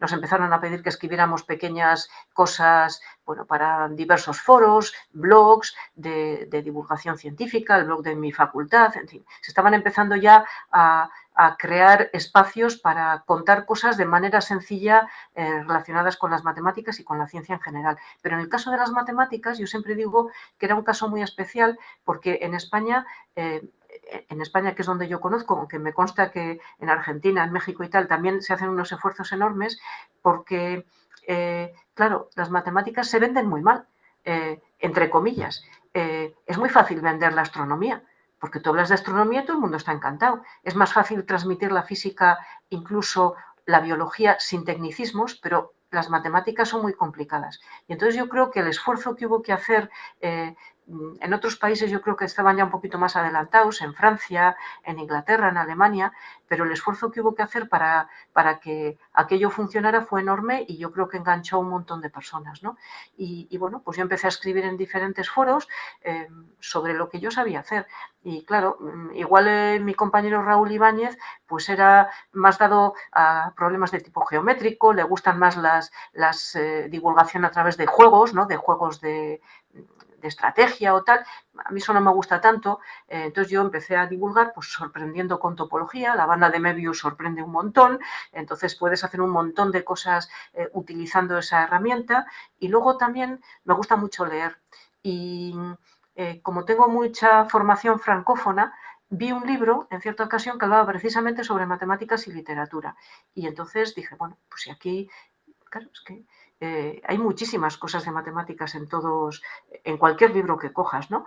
Y entonces empezó esa investigación especial, no buscando como una loca un libro donde pueda encontrar matemáticas, sino leyendo mi actividad y leyendo cosas sobre matemáticas y literatura, ¿no? Y me encontré también, gracias a que sé francés, es que a veces todo, bueno, las cosas convergen y confluyen por pura suerte o por puro azar, ¿no? Descubrí un grupo literario francés que se llama el grupo Oulipo, Ouvroir de Littérature Potentielle, que es obrador de literatura potencial, donde generan textos con, bueno, en muchas veces con restricciones de tipo matemático. Y para mí eso fue un descubrimiento maravilloso y gran parte de la divulgación que hago sobre literatura y matemáticas es a través de este tipo de restricciones matemáticas en esos grupos, en esos libros y en esas propuestas de Ulipo, ¿no? Entonces, el libro de literatura y matemáticas me lo pidieron, no me pidieron que lo hiciera, porque esta colección en la que aparece es una colección que se realiza entre una editorial, la Editorial Catarata, la Federación de Profesorado de Enseñanza Secundaria de España y el CSIC estaba también ahí metido. El CSIC se ha ido ahora, o el IMAT. Y entonces, bueno, pues me pidieron, oye, tú que tienes cosas sobre este tema, pues escribirías un libro. Y claro, yo tenía muchísimo material y en el fondo el libro se ha escrito solo, porque lo único que tuve que hacer, bueno, lo único, era decidir cómo, digamos, qué incorporar, de qué manera establecer los hilos conductores en ese libro y ya está, ¿no? Y bueno, hay mucho personal, hay muchísimo personal en ese libro. Intenté no hacer, hay varios libros escritos sobre literatura y matemáticas, pero bueno, intenté no hacerlo obvio, sino hacer una cosa un poco distinta con mis gustos. Es muy personal, bueno, como casi todo lo que hace uno con un poco de pasión, ¿no? Pero creo que es bonito, no el libro, es bonito descubrir pues que hay matemáticas no solo explícitamente en los libros, sino estructuralmente, ¿no? Y que está muy bien saberlo, porque pues, como cuando ves un cuadro que no entiendes muy bien en un museo, si te cuentan algo sobre motivaciones, estructura, momento cultural y tal, te ayuda a entenderlo mejor, pues bueno, leer un libro donde te pueden decir, este libro está hecho con un juego de Go, pues a lo mejor aquello dices, madre mía de mi vida, ¿y esto cómo es? Y descubres cosas que estaban escritas que no habías descubierto con relecturas posteriores, ¿no? Y para mí ese descubrimiento, fíjate, aunque digo que no soy una gran investigadora, pero el descubrir, eso para mí es absolutamente maravilloso. El descubrimiento en matemáticas o en donde sea, ¿eh? Entonces, de allí surgió el libro. Sí, a mí lo estoy leyendo en detalle, estoy tratando de seguirlo, le di toda una mirada. Bueno, yo recuerdo cuando leí por primera vez La carta robada y El escarabajo de oro de Poe, ¿no? Vos hablás del escarabajo de oro en el libro. Bueno, la carta robada no habla de matemática en sí, pero hay un matemático y poeta, ¿no? Justamente, Poe, el narrador, Dupin, sería, ¿cómo digo Dupin, Sí, exalta, sí. claro, exalta las condiciones de este personaje siniestro que robó la carta porque es matemático y poeta al mismo tiempo, ¿no? Y después el Sí. escarabajo de oro, cuando yo lo leía, digo, lo leí de grande. Y Poe hace todo un relato para contar la resolución, ¿no? Es como que, bueno, inventó el cuento policial de alguna manera, pero el escarabajo de oro todo va narrando, narrando para contar cómo descifró el mensaje, cómo sacó cuentas. Y después, bueno, creo que vos lo citás también en tu libro, el texto de Poe donde cuenta cómo compuso el cuervo, ¿no? Uh-huh. Sobre la filosofía de la composición, no recuerdo bien el título. Es mente matemática que tenía Poe, ¿no? Era. Sí. Y claro, yo me gusta además divulgar a través de la literatura, porque también es romper, me gusta, no, a mí no me gustan los encajes de las cosas, entonces romper un poco esa idea que tienen las personas de que las matemáticas son frías, todo sigue como un plan establecido del que no te puede salir, ¿no?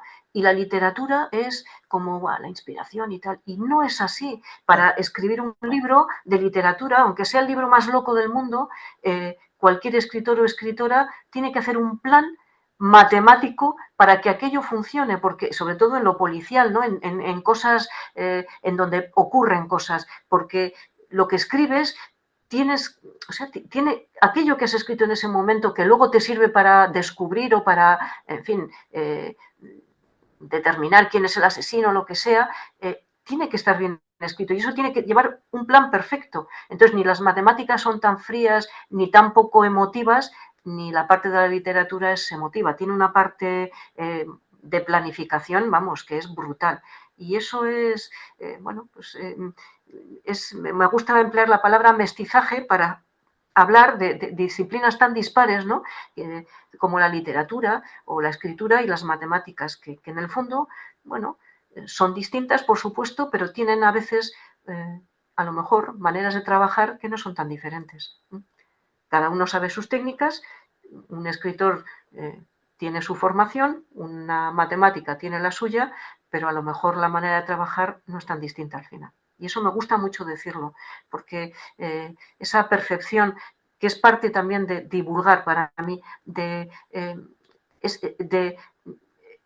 quitar esa especie de San Benito que tenemos o que tienen los de matemáticas, ¿no? De que hay que ser un genio, es que además ya no hablas con nadie porque estás todo el día concentrado. Por Dios, que no es así, que las personas que nos dedicamos a las matemáticas somos seres humanos igual de imperfectos que cualquier ser humano, no hay que ser especialmente listo para hacer matemáticas, eso es verdad, es verdad. Hombre, para descubrir un gran teorema hay que ser especialmente listo, pero igual que para escribir no hay que ser especialmente dotado. Ahora, para escribir un texto maravilloso, sí, pero todo el mundo puede dedicarse con esfuerzo y con un poco de gusto y de pasión a hacer matemáticas, con esfuerzo, por supuesto, que hay gente mejor que otra, por supuesto, pero eso es la vida. En la vida hay gente mejor que tú en todo y en fin, te colocas, ¿no? Es por comparación. Entonces, también esos tópicos, esos estereotipos de lo que hay que ser para ser matemático. Si no eres súper listo, no puedes hacer una carrera. No, yo creo que hay que, en fin, disiparlos, hay que destruirlos y me parece que el enfrentar las matemáticas, el enfrentar no de mala manera a una disciplina como la literatura puede servir para romper esos moldes preestablecidos que no tienen por qué estar. Se puede aprender matemáticas desde la literatura y se puede escribir mejor sabiendo un poquito de matemáticas, estoy segura. En esto de los estereotipos, ¿no? Uno de los textos, yo tengo una obra de muchos cuentos de Chekhov, pero no conocía el cuento El repetidor y tampoco conocía que Chekhov escribía como Chejova, ese texto delirante que escribió a sus 24 años. Y hay una mirada ahí de Chekhov sobre la matemática, ¿no? Que una retahíla de oraciones, mi padre es mayor que yo, ¿cuántos? 2 años, y después digo, bueno, ¿cuánto sale el kilo de pan? Digo, que había una mirada de la matemática por ahí de Chekhov, ¿no? Encima siendo ruso, con lo poderosa que es la matemática rusa. ¿Qué idea tendría Chekhov para escribir con un seudónimo ese texto delirante, ¿no? Bueno, pues yo qué sé, querría criticar quizás a los profesores que a él le habían hecho, porque no me da la impresión de que le gusten mucho las matemáticas a Chekhov, pero porque también ese mal profesor que repite y repite y El repite repetidor, claro. porque no tenía las herramientas, porque no sabía, claro, lo suficiente para transmitir esa materia, pero quizás era dar la oportunidad a desterrar eso, ¿no? De que las matemáticas son un galimatías, ¿no? Eso es lo que mucha gente piensa, pero, en fin, las matemáticas tienen una lógica que, aunque mucha gente no la entienda, existe, ¿no? No es un galimatías para nada. Pero es divertido leerlo. Ese primer texto es muy divertido, porque hay que reír realmente, y el otro, el repetidor, es hermoso, es como siempre un texto de Chekhov que agarra una situación hasta irrelevante, insignificante, y construye un mundo, ¿no?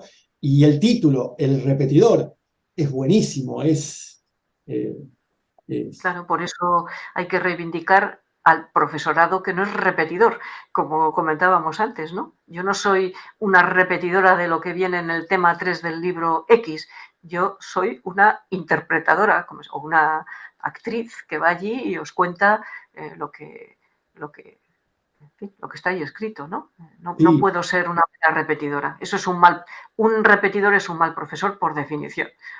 Y eso lo logra plasmar Chekhov de una manera increíble en ese relato. Por eso cuando hablabas de los estereotipos, ¿no? Parece como que es desde siempre esa mirada que tiene el resto de la gente sobre la matemática, ¿no? Porque la mayoría de la gente le posee el recuerdo de su formación secundaria, que es como el último encuentro con la matemática que tiene la gente, la mayoría de la gente. Bueno, ¿qué sucede ahí, no? Y que parece que trasciende los siglos, porque Chekhov escribió esto en el siglo XIX. Sí, yo creo que por eso también es muy importante la divulgación, ¿no? Porque hay quizás tus malas experiencias en la secundaria, pero también hay un efecto contagio muy grande en casa. Mucha gente que va a casa con chavales y chavalas y que en casa dices, oh, las matemáticas, lo más difícil, hoy las matemáticas, no hay que las entienda, uy, qué horror. Entonces, bueno, la divulgación es importante para, bueno, porque va orientada, entiendo yo, bueno, puede haber divulgación de alto standing que ayuda a transmitir de una manera más sencilla a un público experto, pero la divulgación dirigida a público en general puede ayudar a romper esos estereotipos, ¿no? Esos malos pensamientos con respecto a una materia que no es tan terrible en el fondo y que puede ayudar a comprender pues, que, bueno, que las matemáticas son muy importantes en nuestra vida, son relevantes. Yo creo que no solo son importantes por la utilidad que tienen, pero bueno, y con ejemplos sencillos ayudar a la gente a reconciliarse, ¿no? Que eso es, y además la importancia que tienen, pues por ejemplo, a la hora de entender una estadística, a la hora de, en fin, aceptar lo que nos está diciendo un político tergiversando unos datos con algo que ahí parece que no está muy bien, no sé. Y la gente en general, al menos es mi experiencia, cuando les cuentas estas cosas, dice de repente, si no es tan terrible, ¿no? Bueno, y a veces esa frase que dice mucha gente, si me hubieran enseñado así las matemáticas, yo siempre digo, perdón, las matemáticas no se enseñan así. Esto es divulgación científica, esto es entretenimiento, esto es reconciliarnos con las matemáticas, pero no se enseñan así. Puedes enseñarlas de una manera más agradable, pero cuando hay que aprender a hacer derivadas, hay que aprender a hacer derivadas. Y hay una parte de, en fin, no me gusta, sufrimiento en cualquier aprendizaje, pero en cualquiera. Cuando aprendes a manejar el coche o cuando te tienes que estudiar, yo qué sé, o aprender a cualquier cosa que hagas en tu vida. Hay un momento de, bueno, de esfuerzo, de sufrimiento y de estudio. El estudio no es sufrimiento a priori, ¿no? Pero bueno, yo creo que en parte esa mala fama que tenían las matemáticas, gracias a la divulgación, pues hombre, se está disipando un poco. Yo lo entiendo de esa manera. Y bueno, ¿por qué no compartir con un público que no ha disfrutado de las matemáticas, de ese disfrute, ¿no? que podemos tener las personas que las conocemos y que nos divertimos tanto haciendo matemáticas, cada uno como sabe, ¿no? Pues también os comparto un divertimento que no tiene por qué ser peor que ir a ver una obra de teatro. O sea, hay tiempo para todo, para leer un libro de piratas, para ir a ver una obra de teatro o para divertirse con un problema matemático que te están ayudando a entender de una manera amena y divertida, ¿no? Pero entendiendo que estamos quitando la parte dura, ¿no? Sin tecnicismos. Por eso yo entiendo que para ser un buen divulgador hay que saber muchas matemáticas, porque tienes que ser capaz de, es decir, no somos repetidores, lo mismo, tienes que ser capaz de utilizar esas metáforas que a alguien que está en tu público le ayudan a entender en un momento dado algo bueno, es decir, esto es como tal, que le estás quitando una formalidad que en matemáticas no sé la que te haríamos, pero da lo mismo si ayudas a alguien a que entienda un concepto que a lo mejor necesita pues otra mirada y ya está. Y yo creo que es importantísima la divulgación. Bueno, otra cosa que conocí gracias a tu libro, las sextinas, no, nunca, y de los números de que no, se diría Que no, que sí. no.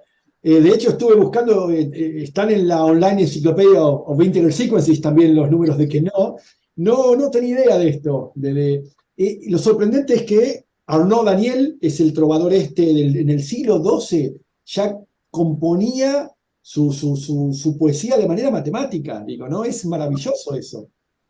Claro que es maravilloso. Es que, claro, los que hacen poesía son grandes matemáticos.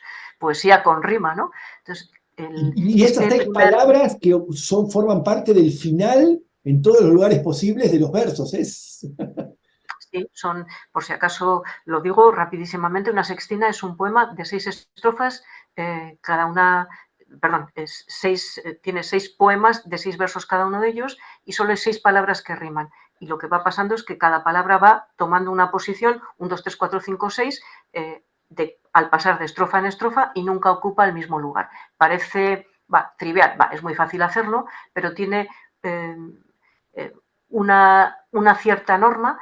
El que no se repitiera el lugar podría ser con una permutación que es la 1 pasa a la 6, la 2 pasa a la 1, es decir, hay permutaciones muy sencillas que ayudan a que no se repita al pasar de una a otra, pero la sextina de Arnaud Daniel es una permutación, al pasar de la estrofa 1 a la 2 se aplica esa permutación, al pasar de la 2 a la 3 se aplica la misma permutación, es decir, siempre se aplica la misma permutación, es de orden 6.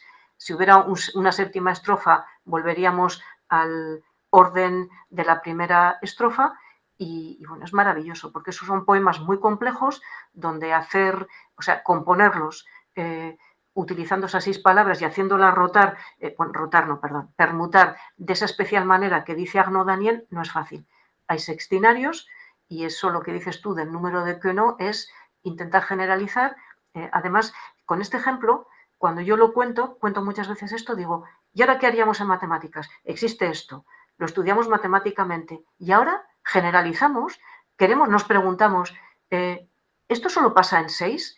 ¿Existiría en poemas de n estrofas con n versos cada uno de ellos? Lo suelo explicar así, porque es que ahí se entiende la esencia de lo que es investigación o hacer matemáticas, me da lo mismo como lo llamemos. ¿Existe esto? Entonces, pues lo cuentas. Entonces hay que estudiar cuál es la estructura matemática de la sextina. Obedece a este tipo de permutación. La copio en dimensión n. Esto, ¿cómo sería en n? ¿Cómo habría que hacerlo? Y se ve inmediatamente que no es posible. No existen eninas de cualquier dimensión, es decir, ese tipo de poemas. Siguiente, no es me voy a llorar a mi habitación y digo, oh, no hay. No, reacciono. Así, teatrera, así soy yo de teatrera. No, bueno, no hay. No pasa nada. Ahora vamos a caracterizar para qué números hay sextinas. Método matemático, nada tal. Y luego, pues, y eso lo vas contando así y en el fondo les estás contando cómo se hacen matemáticas con un ejemplo que bueno, y encima está estudiado perfectamente cuáles son los números para los que se pueden fabricar ese tipo de poemas y, en fin, es que es maravilloso. Contar eso es fácil de entender. Les pongo el teorema incluso, que es, pero bueno, esto no os preocupéis, lo que pone aquí, pero yo os lo pongo, porque tampoco hace daño a los ojos, no sangran, les digo igual, por ver un teorema escrito, aunque no entiendas lo que está escrito, pero qué bonito es el teorema este y tal. Bueno, pues ya está. Y bueno, pues les estás contando el método matemático en algo que es absolutamente, es Ulipo, que no es uno de los fundadores de ese grupo Ulipo que he comentado al principio. Para mí es que el grupo Ulipo es, bueno, fue en su momento un descubrimiento y creo que ayuda mucho a esas miradas mestizas, ¿no? Puedo utilizar esto, es decir, esa sextina ha ayudado a hacer teoremas matemáticos porque se ha caracterizado pues para qué tipo de números naturales se puede generalizar esa estructura. Pues esto es maravilloso porque siempre parece que la literatura cuenta cosas de matemáticas. Pues no, no solo pasa eso, sino que también se pueden hacer matemáticas, combinatoria en este caso, pues leyendo un poema de un trovador provenzal. Y eso es la ida y la vuelta, ¿no? Es maravilloso. Encontré que está la traducción al español del poema. El firme, encontré una traducción que el nombre del poema de Daniel es El firme deseo que se aloja en mi corazón. ¿Está bien? Sí, es un poema de amor, eso. Es un poema de Es un amor, sí. trovador. Sí. Claro, claro, un tópico de esa literatura medieval, ¿no? Me encantó, me encantó. De hecho, fui y busqué, así que bueno. Eh, Marta, ya hace como 1 hora y media que estamos hablando. Se pasó. Hay, Volando. Quedan muchísimas cosas para hablar, pero bueno, ¿hay algo en particular que quieras, antes de que terminemos, que quieras señalar, que quieras contar, sobre lo que quieras detenerte? No, sencillamente, a lo mejor, te lo he comentado al principio también, cuando no estábamos grabando todavía, reivindicar un poco a las mujeres, ¿no? Es un tema en el que trabajo mucho y creo que está ocurriendo algo en España, no sé si pasa en Argentina, pero justamente en el momento en que las matemáticas están siendo valoradas socialmente, bueno, porque sirven, ¿no? El utilitarismo este, ¿no? Las empresas quieren matemáticos, etcétera, está ocurriendo algo que a mí me preocupa mucho, que es que en las carreras de matemáticas aquí está empezando a bajar el porcentaje de chicas que estudian la carrera. Una carrera que había sido muy paritaria, porque digamos que las salidas de la carrera eran eminentemente docentes.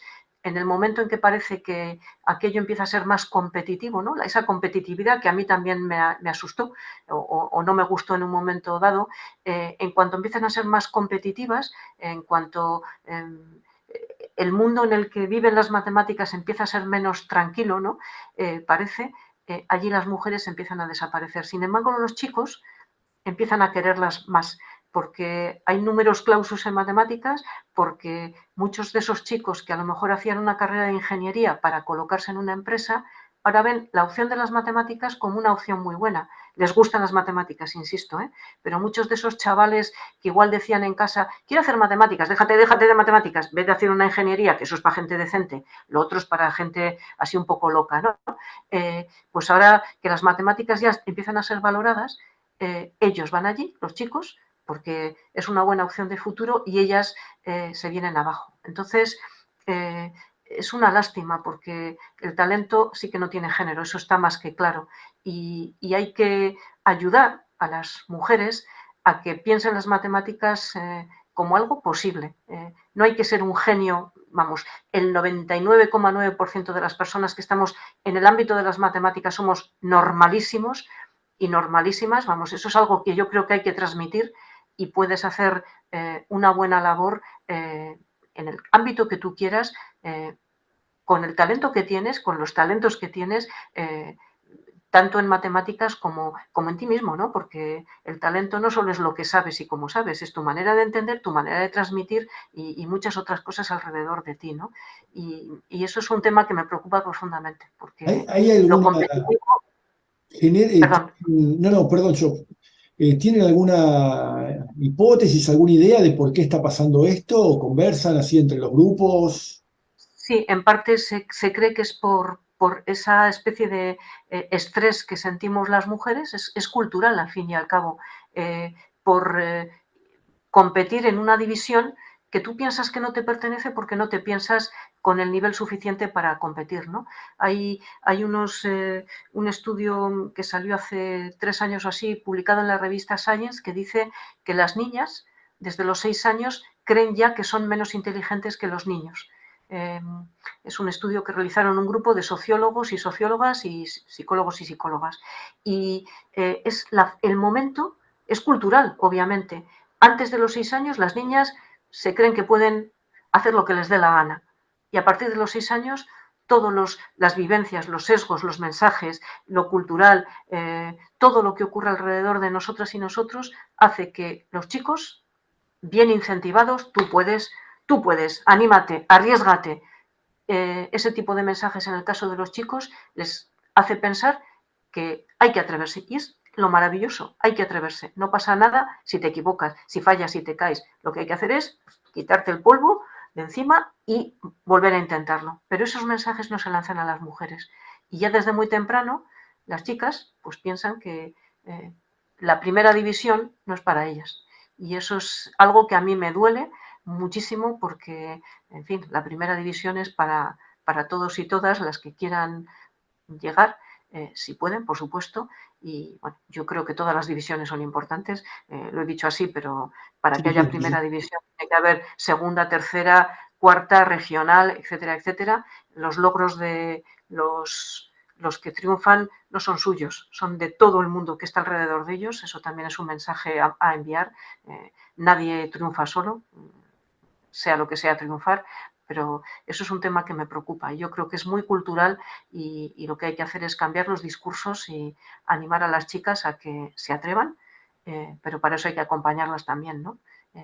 que se atrevan y que la mejor manera de llegar a aprender y a entender algo es a través del error. Cuando todo te sale a la primera, yo creo que aprendes poco. Cuando te equivocas, de una equivocación, lo que aprendes no se te olvida nunca, ¿no? Y quitarle la importancia que se le da al error, ¿no? No pasa nada por equivocarse, no pasa nada. En mis clases muchas veces cuando alguien responde mal, digo, oh, qué bien que hayas, o sea, hay que quitarle un poco o sea, no es terrible equivocarse.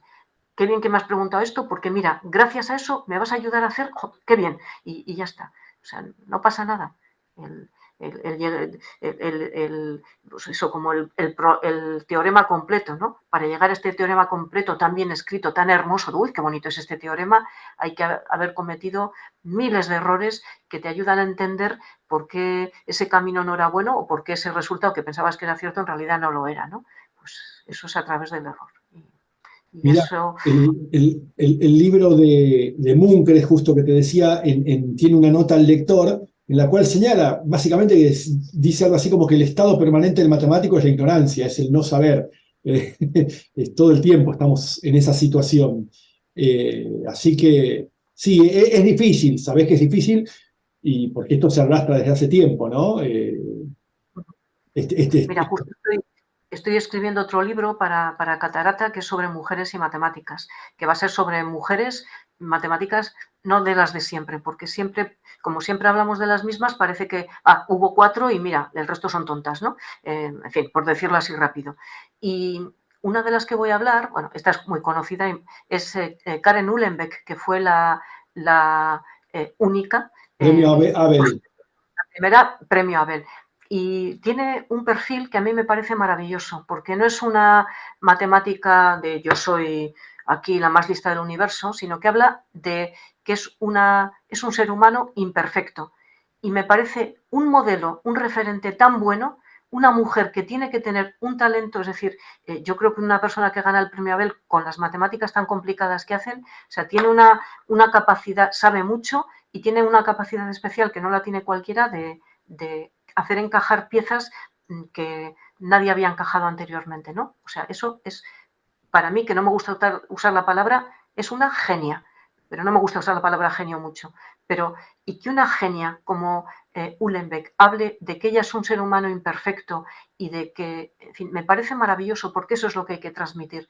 Ella ha conseguido lo que ha conseguido con muchas dificultades, porque ella tuvo muchas dificultades para poder empezar a estudiar por ser mujer, pero lo ha conseguido, nadie piensa que es victimismo, estas feministas que se quejan siempre, no, ella agradece a las que le han precedido y además transmite bueno, que es un ser humano con todos los defectos, los complejos que puede tener cualquier otro ser humano, o diferentes, pero cada ser humano tiene sus complejos, ¿no? Y me parece un referente estupendo para chicas y para chicos, por supuesto, que, en fin, que se atrevan los chicos también a, bueno, contar sus inseguridades, ¿no? Que las mujeres siempre las contamos, ¿no? Yo en el fondo, yo es que pasaba por aquí, pero yo es que no sé, yo no soy suficiente en tal. Bueno, pues los chicos que bajen un poco el nivel a lo mejor de estrés que tienen los pobres, porque no hace falta ser perfecto continuamente. Bueno, y de hecho es que es imposible, ¿no? Entonces, me parece un ejemplo, bueno, maravilloso para transmitir precisamente esto de que las matemáticas, bueno, hay que quererlas y si eres muy listo, mejor, ¿no? Pero no hace falta ser muy listo. Yo no soy muy lista, no lo pienso. Me ha gustado siempre el área de conocimiento, la disciplina, pero me ha gustado, me he enamorado, he trabajado mucho y ya está, ¿no? Buenísimo, Marta, muchísimas gracias. Eh, para mí un gran placer haberte conocido. Reitero el agradecimiento por que te hayas tomado el tiempo. Te escribí, me contestaste enseguida. Gracias. Así que creo que salió una charla muy linda. Creo que es la charla más larga que tenemos en el canal, como 1 hora 40 minutos, así que... Yo hablo mucho, es que hablo mucho. A mí me encanta. Eso no lo sabía. Si lo hubieras sabido, igual me hubieras dicho que no, le pregunto a otra. No, que quería hablar con vos, por eso, porque a la vez como había comprado tu libro y lo empecé a leer, quería compartir, que queden estos registros, ¿no? A fin de cuentas, me parece que la comunicación entre las personas es lo más interesante, y me interesa mostrar, como digo en la introducción, mostrar que la matemática es una actividad tan amplia, tan diferente a lo que uno se imagina. Bueno, si podemos contribuir un poquito con estas charlas, bienvenido. Así que bueno, te voy a ir despidiendo. Marta, muchas gracias. A toda la gente que vaya a ver el video, pónganle me gusta, difúndanlo. Y bueno, te mando un gran abrazo y nos vemos pronto, Marta. Muchas gracias. A ti, Nino, un placer, de verdad.